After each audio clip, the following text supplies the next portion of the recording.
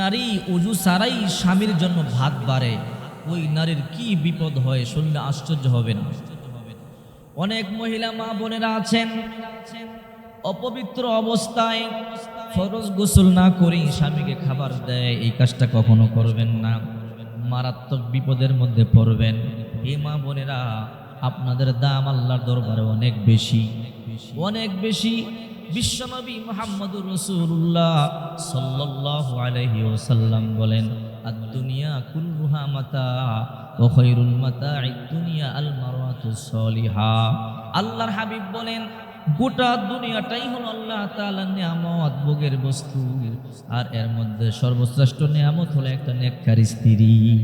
যে ঘরে একটা নেককার স্ত্রী আছে, ওই ঘরটা জান্নাতের বাগান হয়ে যায়।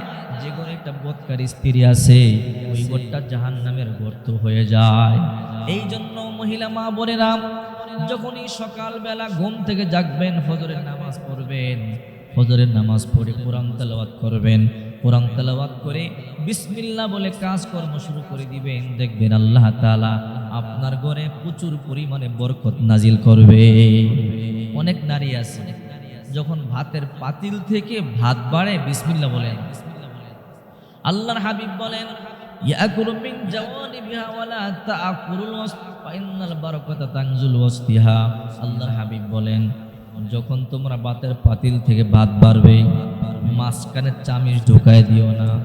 মাঝখানে চামিচ ঢুকায় দিলে বরকত শেষ হয়ে যাবে। যখন তোমরা তোমাদের বোল থেকে গামলা থেকে ভাত বাড়বে, তখন গামলার মধ্যখানে তোমরা চামিচ ঢুকাই দিও না, তাহলে বরকত শূন্য হয়ে যাবে। যখন তোমরা ভাত খাবে, মাঝখানে প্রথমে হাত দিও না, মাঝখানে বরকত নাজিল হয়। যতক্ষণ পর্যন্ত ভাত খাবে, মাঝখানে হাত দিবে না, বরকত নাজিল হইতেই থাকবে। এক সাইড থেকে খাবে, মাঝখানে হাত দিলে বরকত শূন্য হয়ে যাবে। এই জন্য আল্লাহর হাবিব বলেন, সাবধান সাবধান, যখন তোমরা ভাত বাড়বে বিসমিল্লাহ বলে বাড়বে। আর মহিলা মা বোনেরা অবশ্যই সব সময় পবিত্র থাকার চেষ্টা করবেন, কারণ রাসূল করিম সাল্লাল্লাহু আলাইহি ওয়াসাল্লাম বলেন, আত-তুহুর শাতরুল ঈমান, পবিত্রতা ঈমানের অঙ্গ। আর ওযু অবস্থা থাকার চেষ্টা করবেন। বিশ্বনবী মুহাম্মদ সাল্লাল্লাহু আলাইহি ওয়াসাল্লাম বলেন, আল উযু সিলাহুল মুমিন, ওযু হইল মুমিনের অস্ত্র। যে ওযু অবস্থা থাকে, শয়তান তাকে ঘায়েল করতে পারে না, আক্রান্ত করতে পারে না, ধোঁকা দিতে পারে না। এই জন্য মহিলাদের কারণে ঘরের মধ্যে বরকত আসে, আবার মহিলাদের কারণে ঘরের মধ্যে বরকত চলে যায়, ঘর থেকে বরকত চলে যায়, ঘরের মধ্যে আযাব ও গজব আসে। এই জন্য মহিলা মা বোনদেরকে বলবো, হ্যাঁ মহিলা মা বোনেরা, যখন রান্না বান্নার কাজ শুরু করবেন, কিছু আমল করবেন। রান্না বান্নার সময় যদি কিছু আমল করতে পারেন, আপনার ঘরে আল্লাহ তাআলা রহমত আর বরকত দিয়ে পরিপূর্ণ করে দিবে। অনেক মেয়েরা আছে, যখন রান্না বান্নার কাজ শুরু করে কানের মধ্যে হেডফোন লাগায়, মনে মনে ভাবে 1-1.5 ঘন্টা 2 ঘন্টা রান্না বান্না করব, সময়টা কেমনে যাবে, গান শুনতে থাকি, সময় চলে যাবে। এই কাজ কখনো করবেন না। বিশেষ করে মডার্ন যুগের মেয়েরা নাটক দেখতে দেখতে রান্না বান্না করে, ফিল্ম দেখতে দেখতে রান্না বান্না করে, গান শুনতে শুনতে রান্না বান্না করে। এই মা বোনেরা সাবধান, যদি এমন করেন আপনার ঘরে বরকত আসবে না। হ্যাঁ মা বোনেরা, যখন রান্না বান্না করবেন, যখন তরকারি কাটবেন, বিসমিল্লাহ বলে তরকারি কাটবেন। আল্লাহর হাবিব বলেন, যে কাজের শুরুতে বিসমিল্লাহ বলা হয়, ওই কাজ শেষ না হওয়া পর্যন্ত, ওই কাজ শেষ না হওয়া পর্যন্ত তার আমল নামায় সওয়াব লেখতেই থাকে। আপনি যখন তরকারি কাটবেন, প্রথমে বিসমিল্লাহ বললে যতক্ষণ পর্যন্ত তরকারি কাটবেন, ততক্ষণ পর্যন্ত সওয়াব পাইতেই থাকবেন। এই মা বোনেরা, সময় নষ্ট করবেন না। লা ইলাহা ইল্লাল্লাহ জিকির করবেন, দুরূদ শরীফ পাঠ করবেন, কমপক্ষে 100 বার লা ইলাহা ইল্লাল্লাহ জিকির করবেন।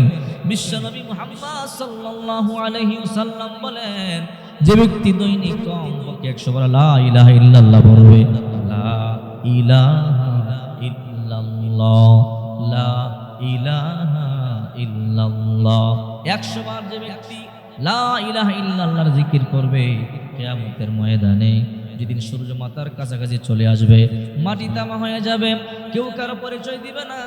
আল্লাহর হাবিব বলেন, কিয়ামতের ময়দানেও জিকিরকারীরা হাসতে হাসতে আল্লাহর তৈরি জান্নাতের মধ্যে ঢুকে যাবে। এই জন্য দৈনিক কমপক্ষে 100 বার লা ইলাহা ইল্লাল্লাহর জিকির করবেন। আল্লাহর হাবিব বলেন, লা ইলাহা ইল্লাল্লাহ বলতে দেরি, এই কালামটা দ্রুত গতিতে আকাশের দিকে ছুটতে থাকে। প্রথম আকাশে গেলে ফেরেশতারা বলে, কোথায় যাও? বলে, কথা বলবার সময় না, আমার সারিয়ে দাও। দ্বিতীয় আকাশে যায়, কই যাও? কথা বলার সময় নাই, ছেড়ে দাও। এমন করে করে 7 আসমান ভেদ করে, সিদরাতুল মুনতাহা ভেদ করে, লা জামাল্লা মাকান ভেদ করে সোজা আরশ আযম পর্যন্ত পৌঁছে যায়।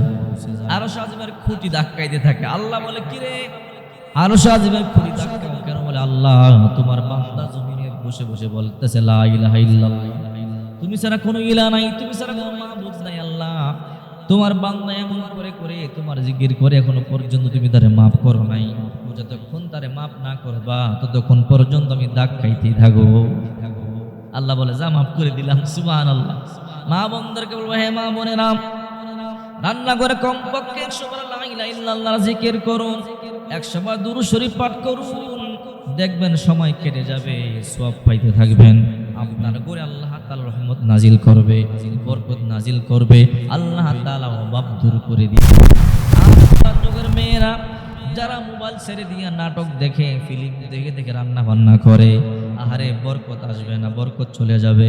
এই জন্য দেখা যায় অনেক স্বামীরা অনেক টাকা ইনকাম করে, লক্ষ লক্ষ টাকা ইনকাম করে, ঘরের মধ্যে শান্তি নাই, ঘরের মধ্যে বরকত নাই, যা ইনকাম করে তাই চলে যায়। এর কারণ তার স্ত্রী ভালো না, আমল করে না, স্ত্রী বদমেজাজি, স্ত্রী আমল করে না। এই জন্য ঘরের মধ্যে শান্তি নাই। স্ত্রী যদি আমল করে ঘরের মধ্যে রহমত আসবে, বরকত আসবে। আবার অনেক স্বামীরা আছে অল্প টাকা ইনকাম করে, ঘরের মধ্যে শান্তি আছে, রহমত আছে, অভাব নাই, বড় বড় বিপদ নাই, দুশ্চিন্তা নাই, টেনশন নাই। স্বামী গরিব, অল্প ইনকাম করে, কিন্তু তাদের মানুষের ধার করবার জন্য মানুষের কাছে যাওয়া লাগে না। এর একটাই কারণ, ওই ঘরের মধ্যে যেই মহিলাটা আছে ওই মহিলাটা বড় ভালো পরহেজগারিনী, কোরআন তেলাওয়াত করে, জিকির করে, এর মাঝে মাঝে রোজা রাখে, বিসমিল্লাহ বলে বলে কাজ করে। ওই নারীর কারণে আল্লাহ তাআলা ওই ঘরটাকেও রহমত দিয়ে পরিপূর্ণ করে দেয়। এই জন্য আল্লাহ রাসূল বলেন, মহিলারা হলো দুনিয়ার সবচেয়ে বড় শ্রেষ্ঠ সম্পদ, এর থেকে শ্রেষ্ঠ সম্পদ দুনিয়ার মধ্যে আর নাই। হে মা বোনেরা, অনেক মা বোনেরা আছে ফরজ গোসল না কইরেই রান্না বান্না শুরু করে দেয়, অলসতামি করে, কর্মনে গোসল পরে। এই কাজ কখনো করবেন না। যখনই গোসল ফরজ হবে দ্রুত গোসল করে নেবেন। এটাই হলো রাসূল করিম সাল্লাল্লাহু আলাইহি ওয়াসাল্লামের আদেশ এবং সুন্নত। রাসূল করিম সাল্লাল্লাহু আলাইহি সাল্লাম নিজেই সাথে সাথে গোসল করে নিতেন। যখন পানি থাকতো না, পানির অভাব থাকতো, তখন বিশ্বনবী ওযু করে নিতেন। যখন আপনার টাঙ্কিতে পানি নাই, মনে করেন বিদ্যুৎ নাই, কি করবেন? গোসল করবেন কিভাবে? শহরে তো আর টিউবওয়েল নাই যে চাপ দিলেই পানি আসে। শহরে দেখা যায় লাইনের পানি, ওয়াসার পানি, অনেক সময় পানি থাকে না, বিদ্যুৎ থাকে না, মোটরের পানি, বিদ্যুৎ থাকে না। তখন কি করবেন? তখন আপনি পানি না থাকলে ওযু করে নিবেন, ওযু না থাকলে তায়াম্মুম করে নিবেন। যখন পানি আসবে তখন আপনি আবার ওই পানি দিয়ে গোসল করে পবিত্রতা অর্জন করবেন। এটাই বিশ্বনবী মুহাম্মদুর রাসূলুল্লাহ সাল্লাল্লাহু আলাইহি ওয়াসাল্লামের শিখানো আমল। হে মা বোনেরা, সাবধান, ফরজ গোসল না করে অপবিত্র অবস্থা রান্না বান্নার কাজ শুরু করবেন না। যদি আপনি রান্না বান্নার কাজ শুরু করেন, আপনি নিজে অপবিত্র, আপনি যা ধরবেন তা অপবিত্র হয়ে যাবে। আহারে, এই জন্যই তো ঘরের মধ্যে গজব আসে। এই কাজ কখনো করবেন না। হে মা বোনেরা, স্বামীকে অপবিত্র অবস্থায় বাদ বেড়ে দিবেন না, মারাত্মক বিপদের মধ্যে পড়বেন, কপাল পুড়ে যাবে, জীবন নষ্ট হয়ে যাবে, দুনিয়া বরবাদ হবে, পরকাল বরবাদ হবে। স্বামীকে বাদ বেড়ে দিবেন পবিত্র অবস্থায়। অপবিত্র অবস্থায় এই কাজ কখনো করবেন না, মারাত্মক বিপদের